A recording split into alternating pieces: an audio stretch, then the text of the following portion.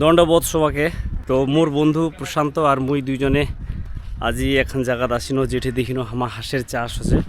এটি প্রায় 10,000 হাঁস একসঙ্গে এটি চাষ করা হচ্ছে।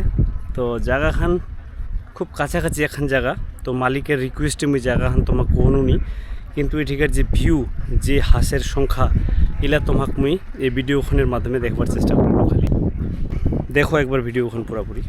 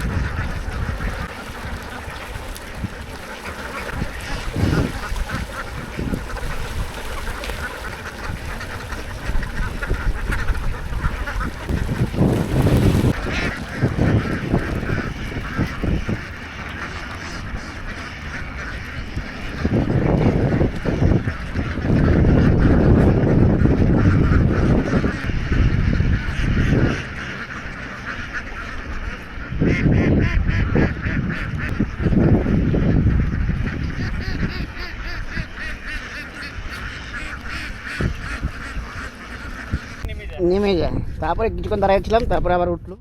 প্রতি মাসে আজই হচ্ছে রামনবমী, মার্চ মাসের 27 তারিখ। আর প্রশান্ত মুই দুইজনে ঘুরবে নিয়েছি।